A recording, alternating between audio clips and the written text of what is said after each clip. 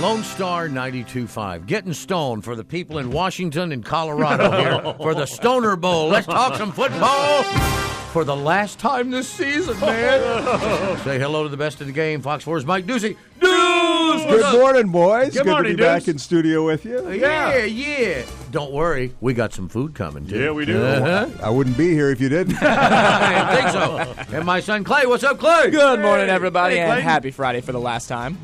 Well, it's not like the world's going to end after this Friday. You know something we Football don't? season. Yeah, football season. Believe me, I'm just as upset about it as you are. I know, but baseball will be starting soon. Speaking of baseball, Michael Young retiring. What do you think about that? Devastated. You look at his career, and I think he was underrated, maybe even by Ranger fans. I mean, he was a very popular player here, but he's first all-time record holder in almost every major offensive category for the Rangers.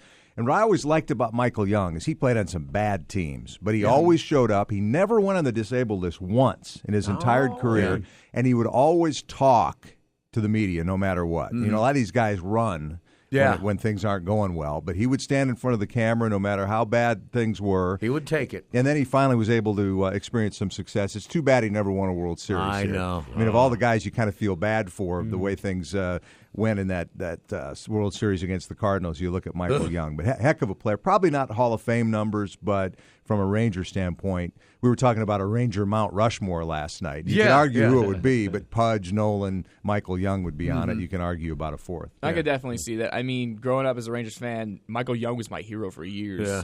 So many times when I'd watch games, he would always be that one who would come up with the clutch hit that would actually give us a win back then, which, as you know, back then was pretty scarce for the Rangers. Few and far between. So he's going to retire as a Ranger. They have a news conference at 4. I should. guess they're going to do the one-day contract Yeah, that was thing. what I'm thinking. And that's good because it was bad the way he left. You know, he and Yeah. John Daniels got sideways, and it was awkward, and he went to the National League for a year. So he'll retire as a Ranger, and his number will be retired. I'm sure he'll be put on that Ring of Honor thing that they have out there, and he should. And Maybe in some coaching capacity. Maybe. I don't know. we don't That'd be know. nice. Speaking of getting sideways, NBA Commissioner Daniel Stern is retiring. Who's Mark Cuban going to yell at now? You know, it's fun. I was thinking about that on the way in, the relationship they've had. And Cuban's been fined, I forget what the exact number is, millions of dollars by Stern. Oh, yeah. Throughout the He's years. got it. And he got one last one, just for fun, $100,000 for something.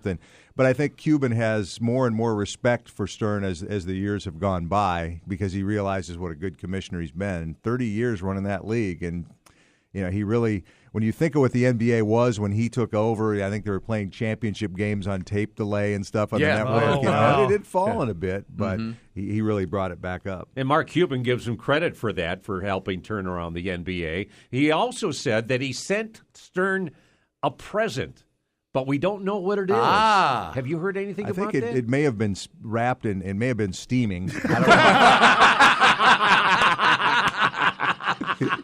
You never know. You can't find him anymore. Could be. All right, let's talk some Super Bowl here. Now, every Super Bowl party, I can't understand why they didn't send Deuce to the Super Bowl. I probably shouldn't complain on the air about that. It's been a while since I've been to one. Yeah. Money, times are tight. Fox isn't going to make much money in the Super Bowl. It's been a while since the Cowboys have been in it, too. Every Super Bowl party has this know-it-all who knows more than to dispense his useless knowledge to others. I have some Super Bowl facts here for you.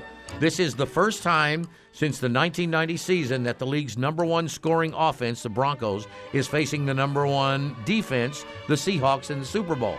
Now, the last 4 NFC West teams to appear in the Super Bowl have lost.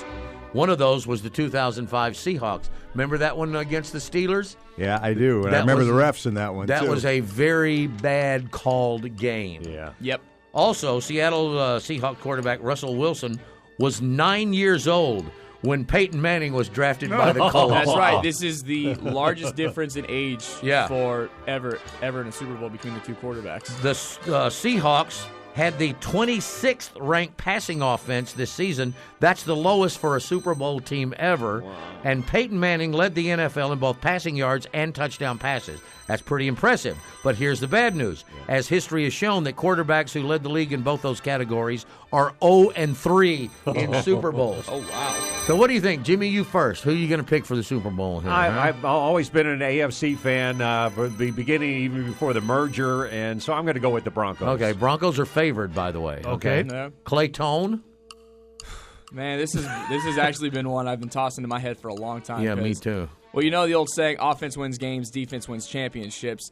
It's really tough. I mean, Seattle has definitely gotten here due to their defense. They have a tremendous D-line, but they are going up against Peyton Manning, one of the best to ever touch a football. And there's no doubt Richard Sherman is going to have to make bigger plays in his big mouth. L.O.B., my big mouth. So Go ahead. they have such a great defense. Go but ahead. Peyton is just too good. All I right. got the Broncos by 10. All right, Deuce, what do you think? By 10. Wow. It's gonna be a close game. I really do think so. All right, Skippy, thank you. You know, I know the stats you mentioned are evidence of how you can win in more than one way in the NFL. Yeah, exactly. And you can still grind it out and run the ball and play great defense, or you can get it done through the air in a way that no other team ever has with Denver. And everything everybody says about this Seattle defense is true, and I can't wait to see how Peyton tries to attack that Seattle secondary.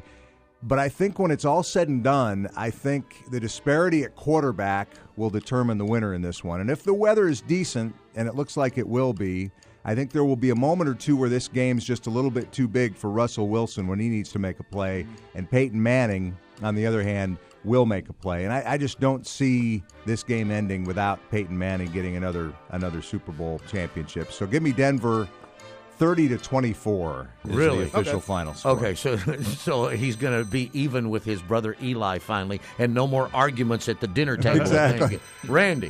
Before the news this morning at Sports of All Sorts that Jimmy gave us, I was going to pick Denver. I'm going for the Seahawks. Are you now? Based on that story you gave me about the Chinese New Year? No, the Chinese New Year. Because right. of that, I am picking the Seahawks. The year of the horse? Yeah, picking the Seahawks. What's the matter? You don't trust? It's not the year of the Seahawk, Randy. Yeah. Go Birds! Again, That's interesting talk coming from a Rams fan, too. I don't know. I like Clay. I've been jumping around on this one. Who's it going to be, Bo? Come on. Not cutting time. Come on. No pressure. I'm going to pick the Seahawks. I'm going to pick the Seahawks just because it's going to be 3-2. My man. So there you go. Wow. Now, comedian Jake Johansson's coming in here in just a little while. A little bit, yeah. Yeah, and Deuce, he's from Iowa, and I know you're from Iowa too. So Went to the wrong school. I know. hear. This should be real cozy. That's coming up next on the Bo and Jim Show.